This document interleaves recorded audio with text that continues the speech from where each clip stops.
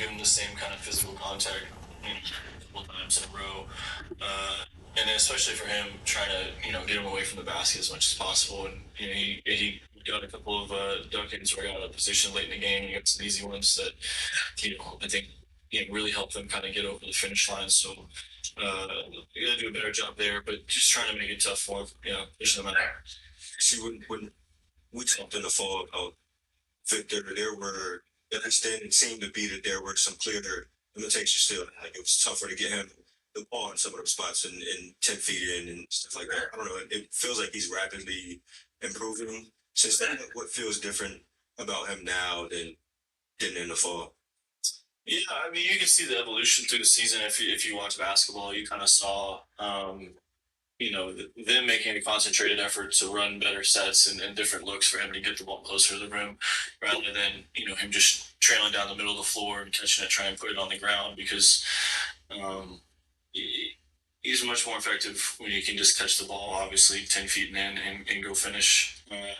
So yeah, they've manipulated the game and run some good sets to get him the ball in advantageous areas for him. I know you guys are trying to mimic his impact in practice, but how different is it trying to scheme for him in theory versus actually feeling his defensive impact in real time and needing to react to it? Yeah, I mean he's a great help side defender. He won unanimous defensive player of the year for a reason. He impacts the game on that end at a very high level. And really this is the two part we talked about earlier, where there's a physical aspect to the playoffs and there's a mental aspect, and using that.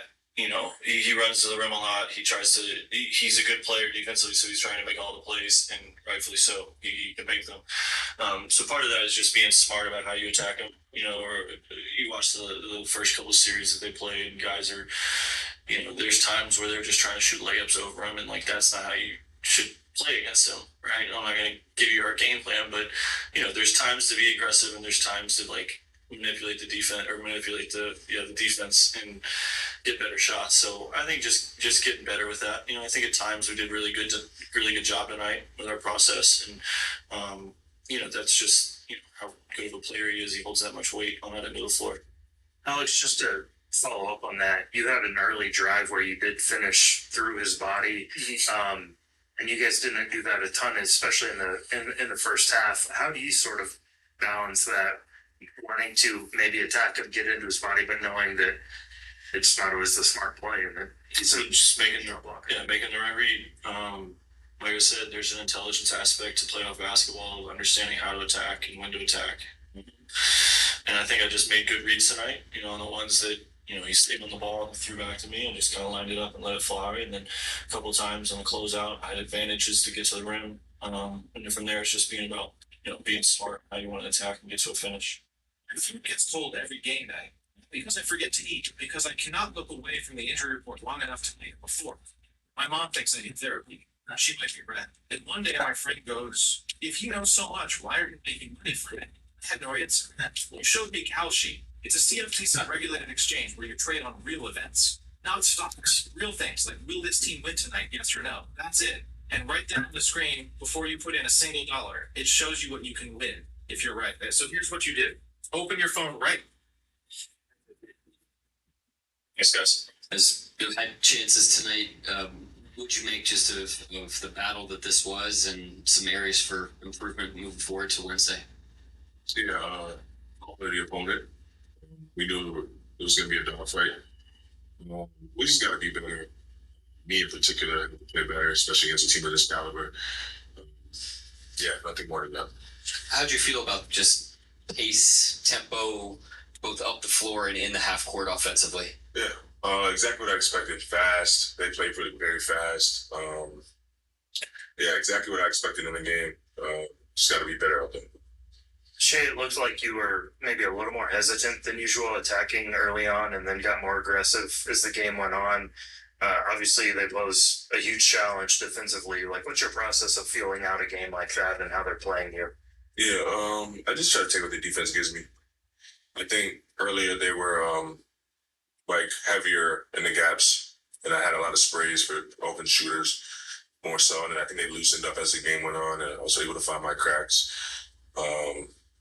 Yeah, it's got to be better when I get those cracks in there. You talked before about enjoying finding ways to get better as a player, but also just throughout a series. How much do you enjoy the problem solving aspect of finding ways to be effective against a specific team like this? Yeah, that's what it's about. That's what this time of year is about. Like, it's the highest level of basketball, and you're gonna find out exactly what type of player you are, what type of competitor you are, and exactly what you need to get better at. And it's no different this time of year around. You talked about the problem solving. Mark mentioned obviously Wendy's not easy to a guy to go against, but you guys playing them that early in the season, you found a bit of a groove of sort of understanding how to attack him a little bit better. Is there like a feeling out process or like an adjustment period against a shot blocker like that? Um, yeah, you just gotta be aggressive. Also, just be smart. I think more than anything. Um, he, yes, obviously is very big at the rim. But we still found cracks in it at times. We just gotta be willing to work possessions and make sure we get the best shot each time down. And just be patient with that. Shay, I'm not sure what was more impressive, Alex's defense on Wemby or his shooting tonight. What did you like better? I can't pick either. It was a great game from Alex. Sad it went to waste. But yeah, he played as well tonight. Proud of him. But I expect that, especially this time of year, he always brings it. The way he played, the way Jalen first came back after the hamstring, to have the guys around you have some, encouraging games, and you guys go to double overtime even on a night you're not pleased with your performance. Is that sort of encouraging to you? Yeah, absolutely. And I know I think that you're capable of what we're capable of as a team when we bring it. Just unfortunate I wasn't able to bring it this game, and that's how it goes sometimes. Sometimes you're your best version, sometimes you're not. You got roll with the punches, don't be discouraged, and stay true to who you are. You mentioned you found your cracks a little bit later. How tough is a shoot over guy with that kind of length? And one, what the things that you did find, is that something you think you can take for the rest of the series with you? The second part of your question, I probably wouldn't want to say in public. Just I don't want to give any answers away. But yeah, it's obviously challenging. Very tall, very long. Deters a lot of things at the rim. Like I said before, you got to be smart when you go in there. Be patient, but also be aggressive, and don't be too timid in there. I think you get caught worrying about it too much, and you lose aggression, and that's where they really stranglehold on the game. You got to be able to be aggressive, but also be smart. Obviously, the wounds are still fresh from this game, but how do you sort of bounce back, or how do you use the experience you guys had last year in sort of similar environments? Game one against Denver and Indianapolis, or Indiana, where sort of similar games where it comes down to the end and it just doesn't go your way. Yeah, yeah. I mean, we've been in a situation before, so this feeling's not really new, but it's also a completely different basketball team. But I think that the thing that remains the same is we have to get better with each game. We have to learn mistakes from the wins and the losses. Tonight, the losses, and continue to get better. We did that in the previous two when we lost game one. We have to do so again this series if we want to give ourselves a chance. You mentioned that obviously you guys have been here before. What do you remember about your first playoff loss of your career, and just how your mindset has shifted since then?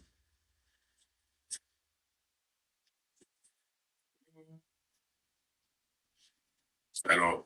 Honestly, don't even remember. The first loss was to Golden State, Steph and Katie, and I don't even remember how it went. To be it's, yeah, I honestly don't remember it. But yeah, I've changed a lot since then.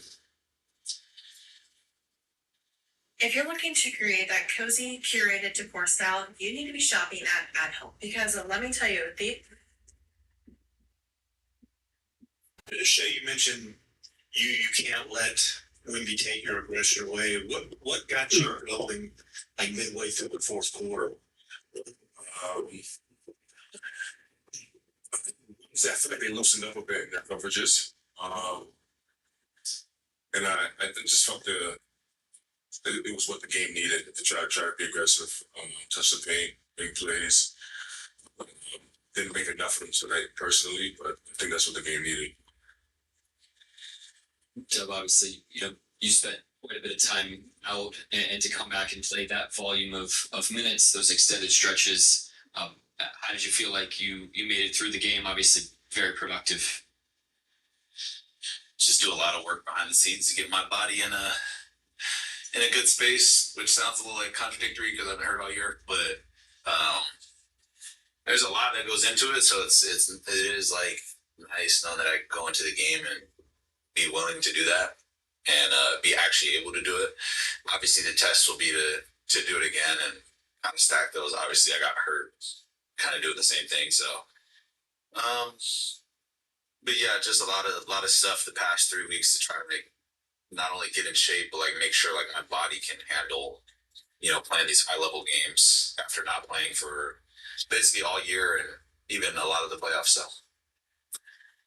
Yeah, we sort of saw last year that Caruso was capable of exploding for 20-point games, but what is it like knowing that he's capable of a game like that, but also that it's sort of a lot to ask of him to play 2 overtimes to score 30? He's a gamer, so whatever is needed, that's what he's gonna do. And it's really dope to have him on the team. Obviously, he's a huge reason why we won last year. But yeah, he's just a gamer. Like whatever the game requires, he's gonna be more than ready to be able to do it. So it's great having him on the team. Do you believe in the concept of a playoff riser? Is that something you've talked about with him? What does that mean? When you're a better player in the postseason than you are in the regular season. I think you are who you are all year. And the habits that you build throughout the year make you what you are in the playoffs. So, how he approaches the game from game 1 to game 64 to whatever game we're at now, I think the habits that you build over the course of the year determine how you play. You guys kind of played uphill all night. You kind of got there with a double overtime. What did you find to kind of get you back in it to give yourself a chance to win, even though you came up short? What'd you find? Just overtime, the plays are a lot louder, but it's still basketball. They just end up making more plays than us down the stretch. But yeah, even like a minute, 2 minutes left, there's still a lot of basketball to be played. You can be down 6 with 2 minutes left, and it's still like a very winnable game for both. I think we went up 4 at one point, kind of late, and they came back and hit some shots. Like that's just how basketball works. But yeah, they just end up making more plays than us down the stretch, and we got to be better. How can you guys do a better job of dealing with what they're doing defensively, specifically with just the way that Wimby's basically back there playing goalie? Yeah, just figuring out different ways to move them around and still be aggressive. We had a good process. I think we got a lot of good shots. We just got to make them. And at the same time, too, it's like defensively, I think we got to be a lot better and kind of stick to our identity there. I don't want to get too much into the X's and O's. I think I would have liked to make the last 2 shots I shot for the double overtime as well. I think that kind of hurt us. But other than that, yeah, just figuring out different ways to move them around and also not be like too hesitant on offense to not, play. And then he's obviously a unique challenge on the other end too. He had 41, but what did you think of the way that you guys defended him and the way that you made him work for his shots? I mean, if anybody has 41, you probably didn't make them work that much. So we got to figure that out. But they do a good job of like figuring out how to like run certain things for him, as well as like getting him into spots where he can be tall and really put pressure on the defense. And he's capable of making spray outs too. So we'll look at it, be ready for game 2. Before the game, Mark mentioned that you guys have always been a fluid and adaptive team. Going into game 2, how are you guys lean into that? Well, I hate to say it, but we've lost game 1 a couple times, so we do have experience there. And I think for me, on a personal standpoint, I think everything in the past happens for a reason, and we get another opportunity to be great and figure out a way to kind of home back in and get game 2. And at the same time, like we understand it's a series, so we could have lost this game by 30 or won by 30, and it's just one game. So that's how we approach it, and we'll treat game 2 same as we treated this one.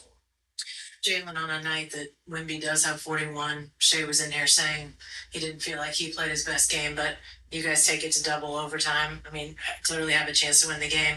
You play great coming back. Alex plays great. I mean, are there some things to be heartened by at all, just in some of those other pieces of this game? I think what I like about basketball the most is that you're asking that question is the same way that the other team feels throughout that whole thing. And that's what I think is very fun about it. And that's why I love the playoffs so much. It's like we're gonna sit here and find a bunch of things and sit here and be like, I didn't play well or we didn't make shots, and she was gonna say like, yeah, his best game, and they're gonna go down there and be like, well, we should have made some shots. We should have beat them by 20. Like that's just how it works.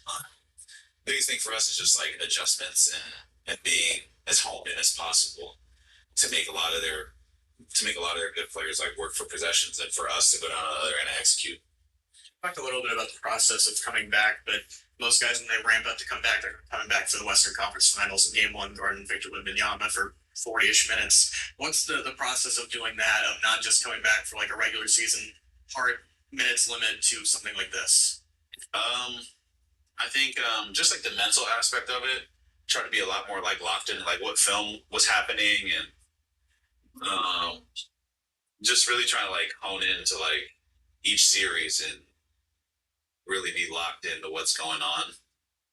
I know that when I go out there and play, I'm gonna play extremely hard, and that takes care of everything. So I'm never worried about going out there and playing, but it is more of a trying to get myself into the mentality of like coming back and obviously having to produce and do what I usually do on a full scale. And there was like some stuff that we changed during my workouts to get my body right, but a lot of it was just like mental, like going over our old plays and scouts and just being a lot more dialed into that. Yeah, Jay, and I know most decisions you're making on the court are split second decisions, games happening fast. But how much does the specter of Wembanyama standing in there protecting the rim flash through your mind with every decision you make on what to do with the ball when you've got it? A lot. It's like 8 feet. So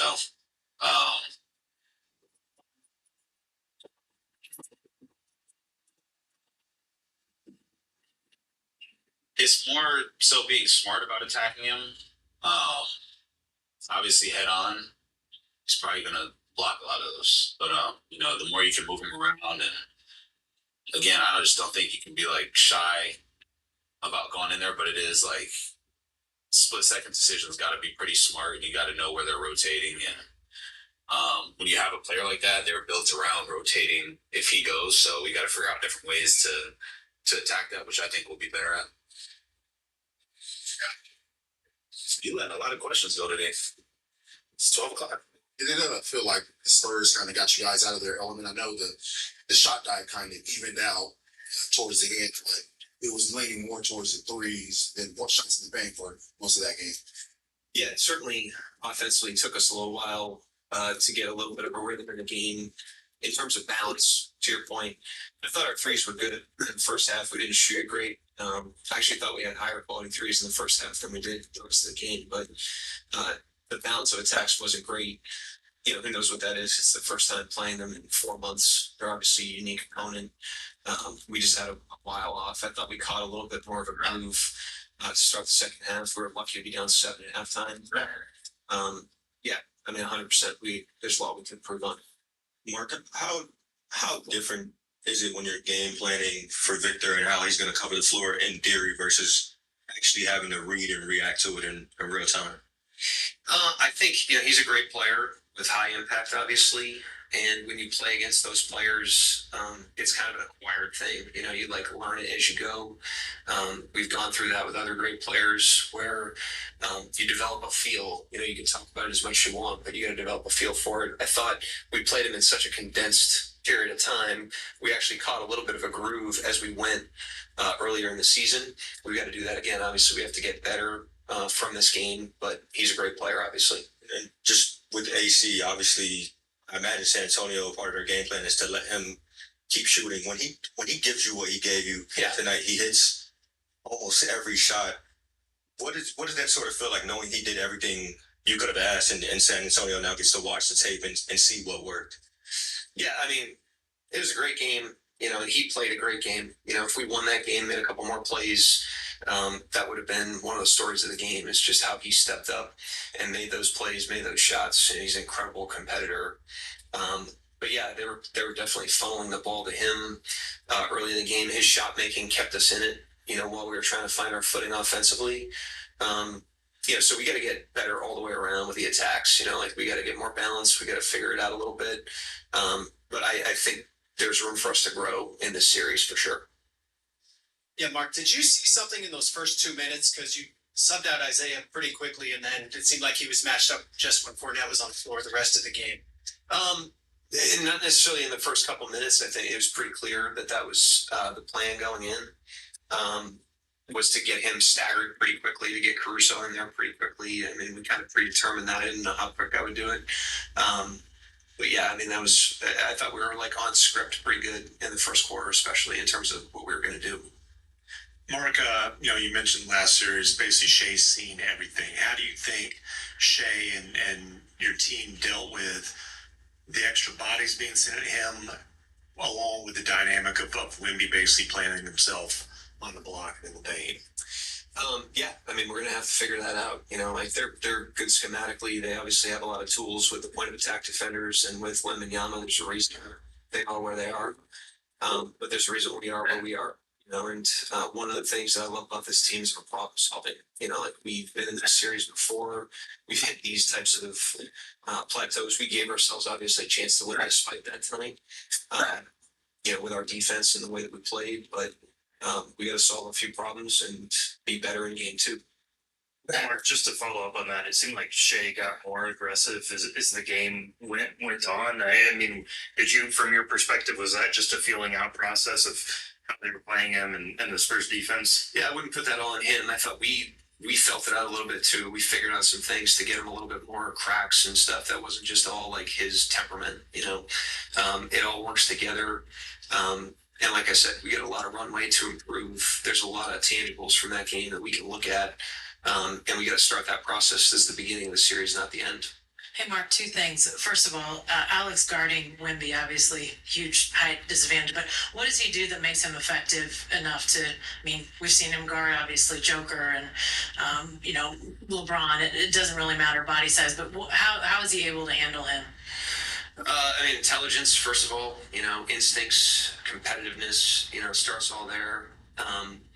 So he's done a great job on guys like that. We've done a better job on Wembanyama defensively than we did tonight, but like on the net tonight, I thought we defended well enough to win the game. Yeah, I thought offense was where we can improve from tonight more so than defense. Not that we were perfect down there, and we were a couple plays away. It was a double overtime game, so obviously that was a play or 2 away from going our way. What about Jalen coming back from the hammy? He seemed physically to be in great shape, very aggressive. What'd you see? And was there a minutes restriction that you guys talked about there going into overtime? Like I said, it was soft.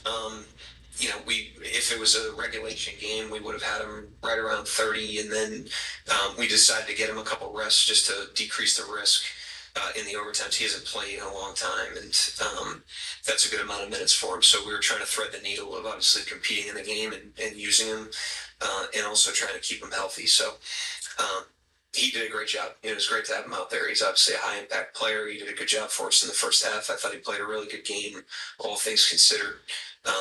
We all have runway to improve, but that was a good start for him. It's great to have him back. Obviously, it's not the first time that Dub has had to come back from an injury this season. Just what is it about him that allows him to hit the ground running the way he does when he does come back? He's borderline manic at the end of his rehabs. He's his workouts are intense. He kind of gets into a zone at the end of a rehab as he's getting close, and he can smell the floor. And it really readies him, and then, he's like shot out of a cannon when the ball goes up in the air. He's always been like that. He's got an unbelievable motor. He's had to overcome some different obstacles this year with the injuries to get himself to that point. But he's done a great job. Like I said, thriller. In Providence, we root for the home team because they're our team too. And with more than 15 local Jays branches and 5,000 nationwide, we're right beside you, Providence. Jays, make more of what's yours. Play, see what happens. Yeah, I'm back. Yeah, Mark, what do you make of the turnovers? I know you guys won the turnover battle, but do you feel like you guys were a little bit more sloppy? Things that you guys can clean up, or do you feel like there was some Spurs did to kind of force you guys into that? You know, I never discredit the opponent. You know, like they did a good job. You know, they played a really good game.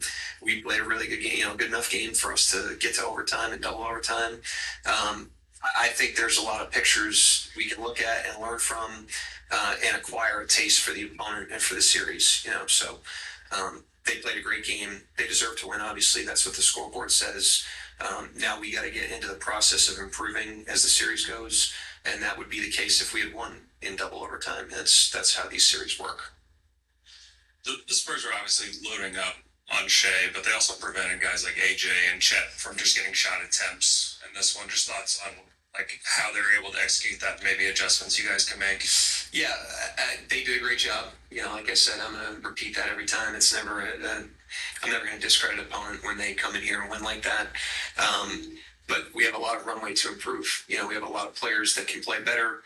We collectively can play with more intentionality on both ends of the floor, certainly on the offensive end of the floor. We can play better collectively.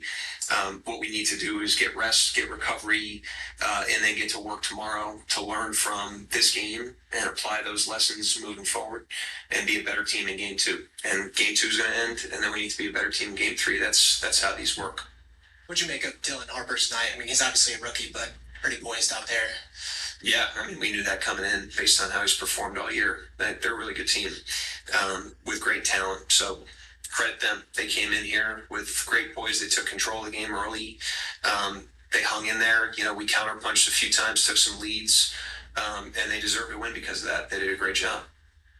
It's hindsight, I guess, but I think it was 108, 105 you were up, and you had a 2-on-1 break. You guys got a 3 instead of a 2. You like that look? And then when we came back and hit the 3 to tie 108, do you like the 3, or would you rather have gone for the 2? You know, it's not a video game. I don't micromanage, you know, every individual decision. That was probably 105, 110 possession game or something like that. That's a lot of opportunities for us to be a little bit better. You know, we just needed a couple more plays tonight to go our way. But I trust our team. I trust our guys' decision making. I want them to be aggressive. You know, you got to have playoff confidence. And I'd much rather us lean towards the side of aggression than not. But yeah, I mean, there's a lot of plays that we could have improved on tonight. You talked about Caruso's impact on this game. He starts OT. He doesn't start the second OT. Is that sort of a fresh legs thing, or what? When did that decision? Yeah, I regularly sub